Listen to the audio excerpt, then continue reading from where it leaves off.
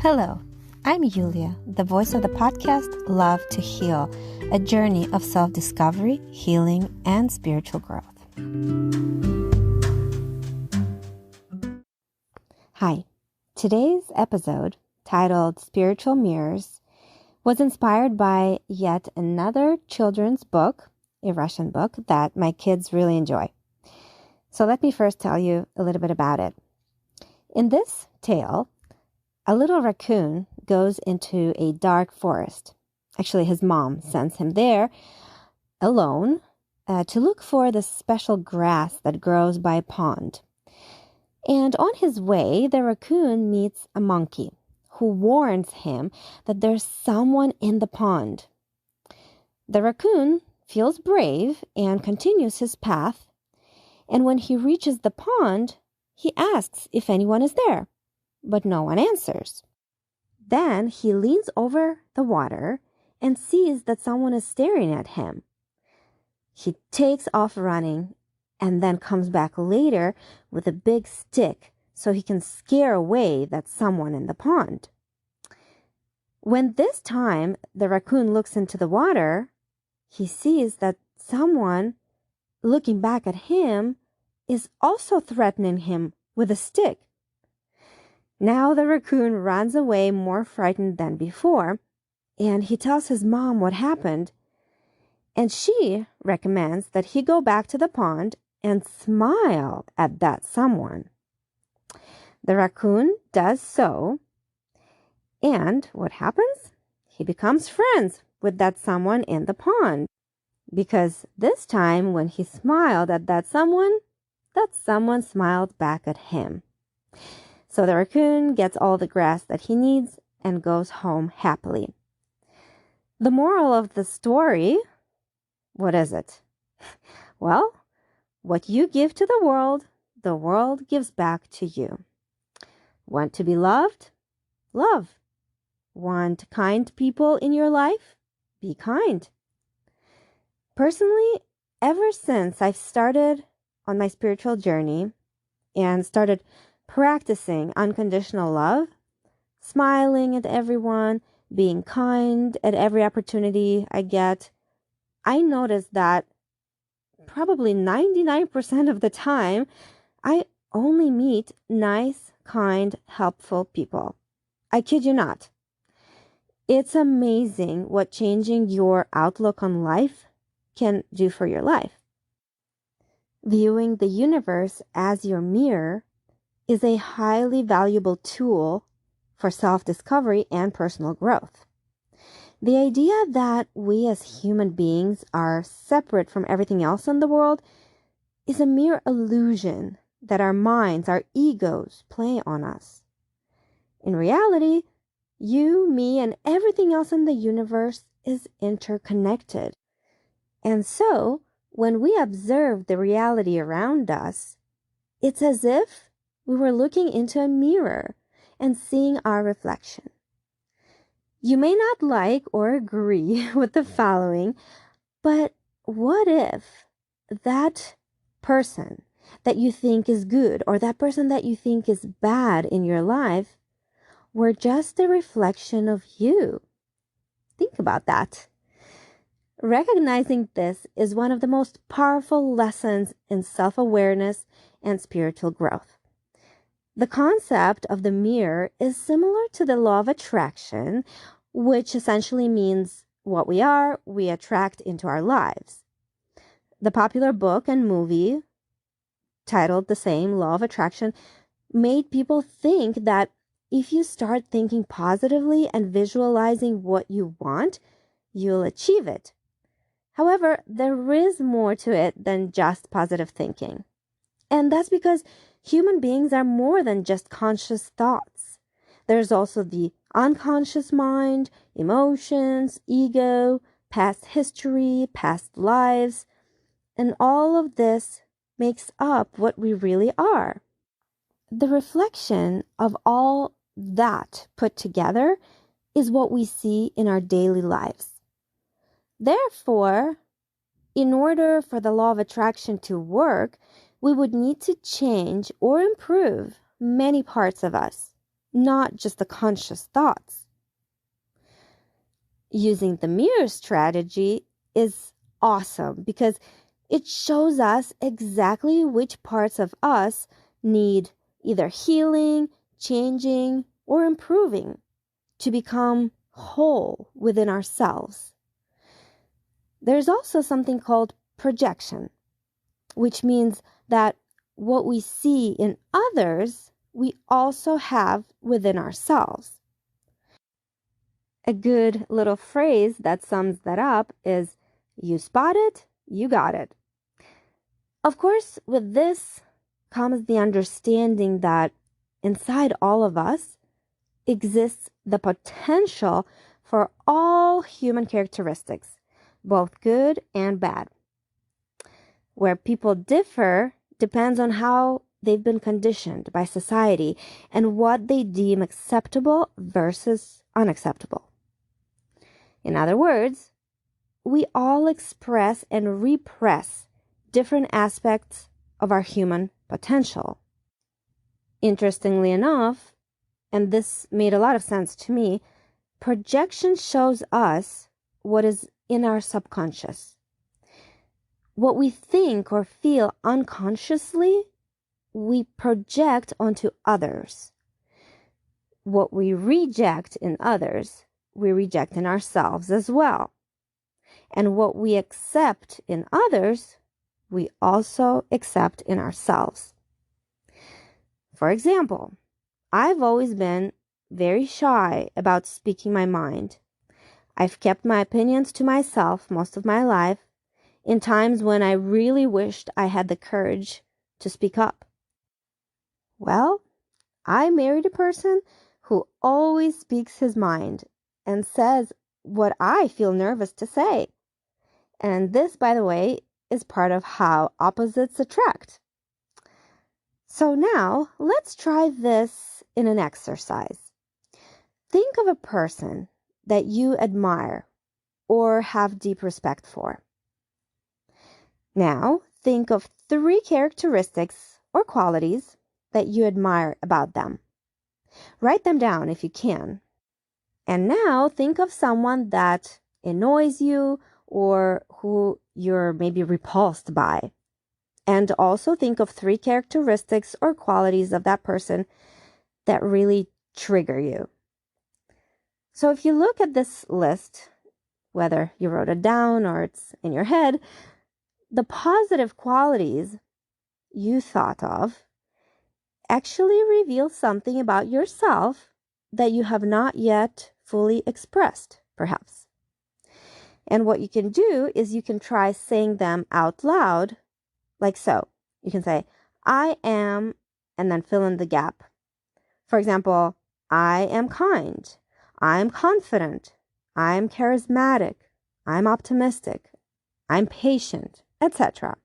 And this is, by the way, how positive affirmations work too. If this is a quality that you want to work on, then it's well worth repeating on a daily basis until you get to have that quality. And so you are noticing these qualities, you wrote them down because you have this potential in you to achieve these qualities. Now, with the negative qualities you thought of, these reveal something about you as well. They show you human qualities that you repress within yourself and have deemed unacceptable. What's interesting here is that because you've repressed these qualities within yourself, you may be living life in opposition to these qualities, which makes them even stronger. For instance, let's say I can't stand when people are late and make me wait, so I try extra hard to make sure I'm punctual. When occasionally I do arrive late somewhere, I may beat myself up about it. Basically, I don't give myself permission to own this aspect of being human. So what do we do with this negative quality we repress, you might ask?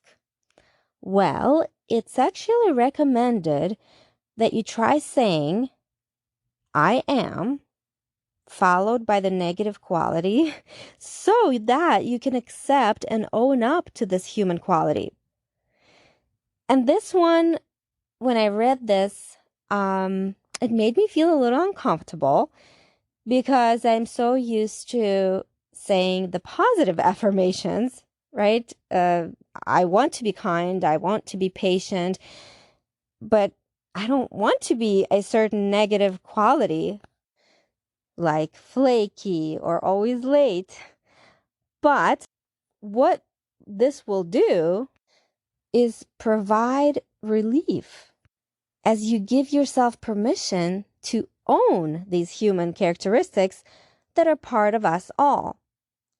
In this way, you're telling yourself that you are accepted and loved even with negative qualities.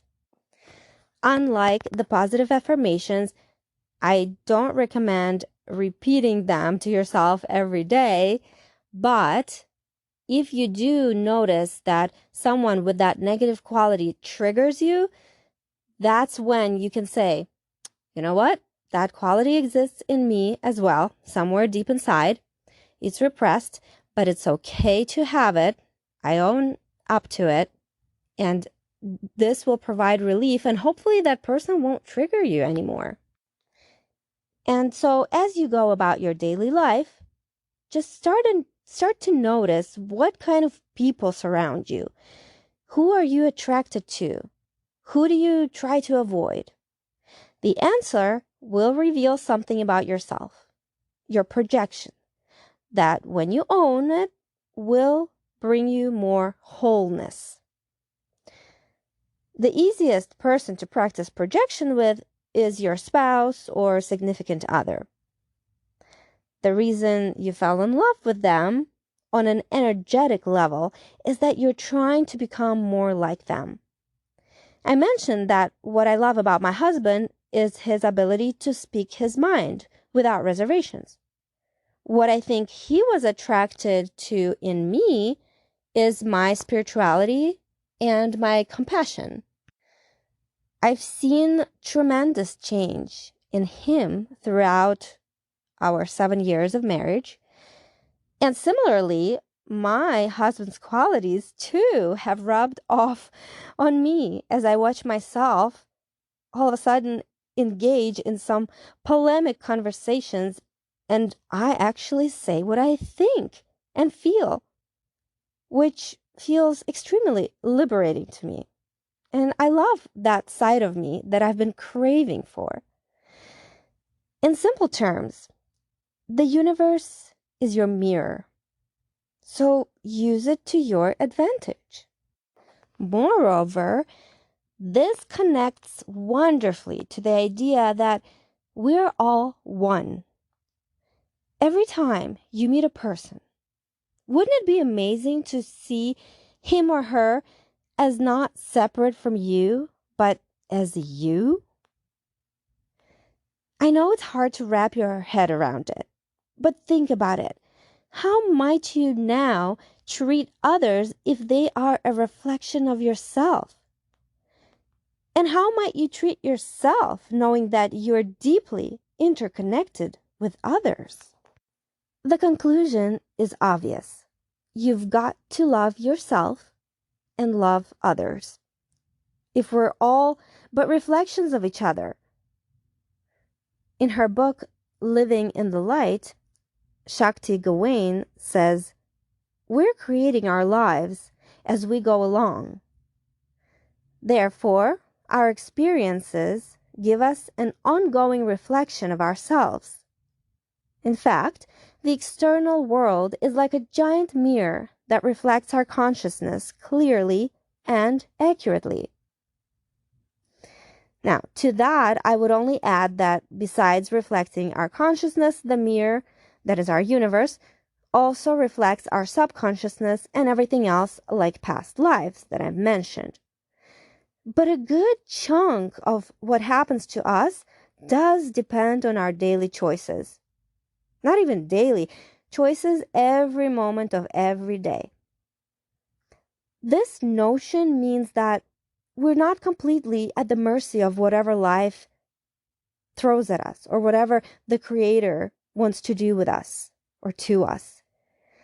We do have free will, and with it comes great power to create our reality. In her book, Shakti also teaches that, first of all, there are no mistakes in the universe. And I would add to that everything is in accordance with the divine plan. Anything that has an impact on us has been created to show us something. Every person in our life is mirroring an aspect of ourselves back to us. Second of all, there's no guilt or shame in those reflections because they're a gift to bring us to self-awareness. And similarly, regarding hardships and day-to-day problems, if we look at them through spiritually awakened eyes, we will see them not as problems, but actually as opportunities for growth. And instead of asking the universe, why did this happen to me? Why me? Instead, you ask, what are you trying to reveal to me, universe? What is that relative or neighbor that we can't get along with? What is he or she mirroring to me? Are they mirroring an egoic trait, like jealousy or resentment, that we're not aware of? Could it be that this individual is reminding us to practice compassion towards all human beings? Do you work at a job that makes you cringe at the thought of going into the office every day? Might you be in a career unsuited for you? Or are you striving for empty goals like money, status, or title? You could be limiting your opportunities and potential due to the fear of scarcity and unwillingness to look inside yourself and discover your true creative talents. Let me now share some more examples of interpreting the reflection. If, for instance, you feel judged by others, you may be judging someone else or yourself. I talked about judging in episode 5 of the first season. The only judge is God. If you don't want to be judged by others, refrain from doing that yourself. If someone lies to you, it may be because you're lying to yourself. If you feel that others aren't listening to you, you may not be listening to them or to your inner self. Personally, I experienced the judging reflection a lot in the past. Before my spiritual journey began, I judged people left and right. I'd see people out and about and think, oh, that person is an idiot. That one is fat. That one is fake, and on and on. And while I viewed myself as smart, beautiful, and talented, I always felt extremely judged. I remember stepping into a room and feeling the eyes of people just on me, or so I thought. I thought people around me were jealous of me and even wished me bad luck or something. Now, looking back at those times, it probably wasn't the case. It might have been in my head, or maybe it was the case. And if it was, I completely understand why I felt that I was being judged. Nowadays, I never, ever really experience this feeling anymore because I stopped judging others. And if I do find myself starting to judge, I immediately remind myself that my ego is talking and it's not from a place of love. As soon as you notice yourself doing it, you can stop it. And you should know that if you consciously spot yourself doing this and stop yourself, then no harm will be done to the other person or yourself. I also want to mention something that it's amazing how what you focus on, you get more of.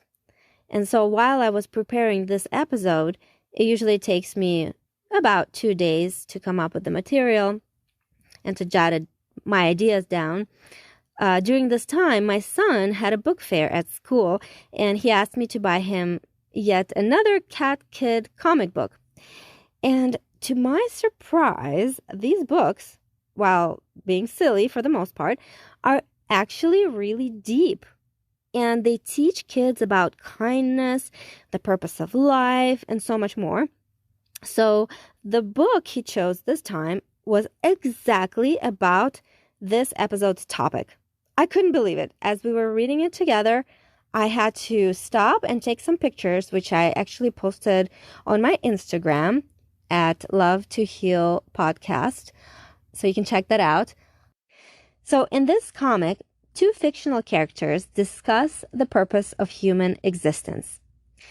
They ask each other whether there is an inherent order to the universe or if it's all just chaos and luck.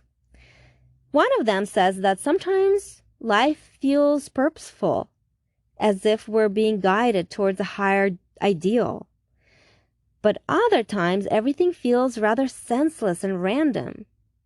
And then, wait for it, the other responds, maybe it depends how we look at it. Perhaps our viewpoints influence our existence. Our perceptions may affect our reality, and our universal truth may hinge on what we choose to believe. Isn't that awesome?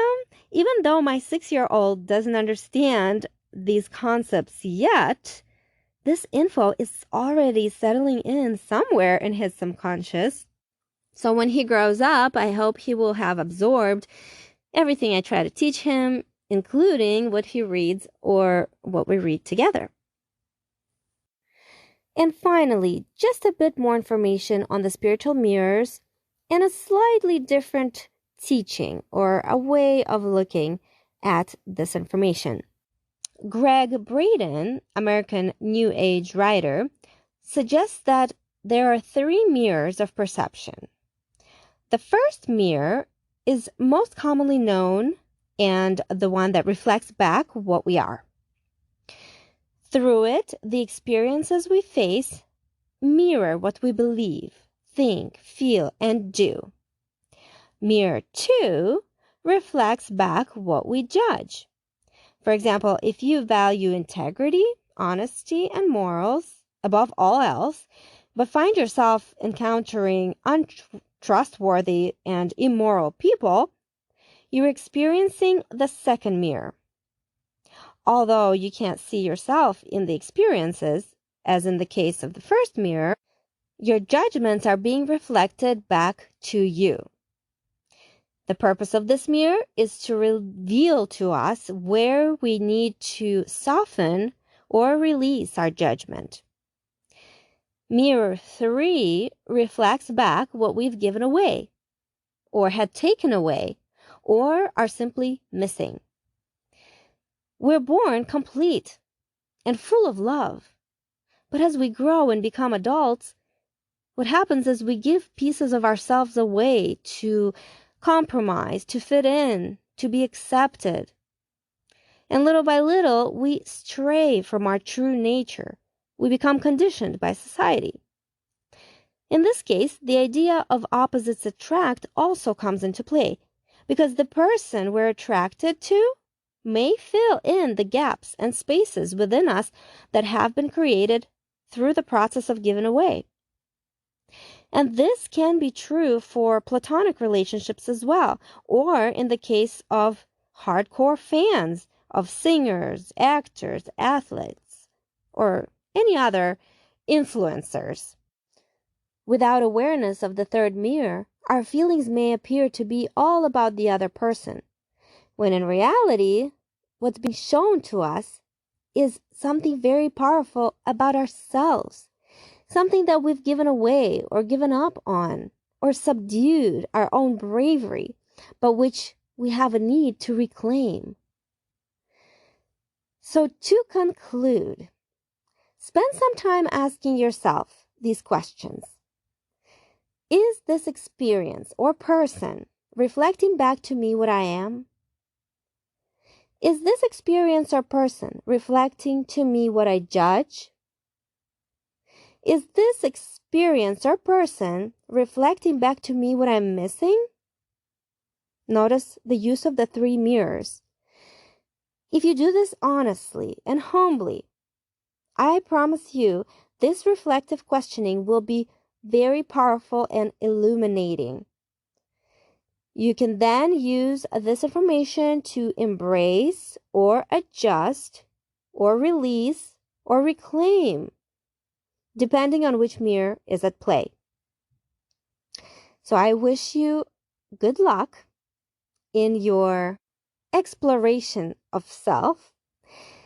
I would love to hear from you about what you've discovered, and you can send me a message on Instagram at Love to Heal Podcast, or you can email me at the address I will provide in the episode description. I also would like to mention that this episode concludes Season 2. Season 3 will be coming out sometime in April.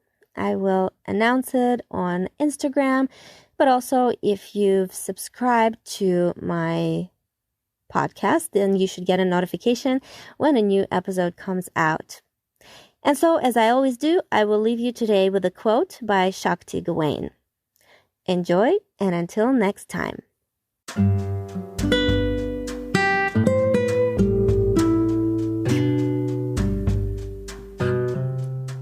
My primary relationship is with myself. All others are mirrors of it. As I learn to love myself, I automatically receive the love and appreciation that I desire from others. If I'm committed to myself and to living my truth, I will attract others with equal commitment.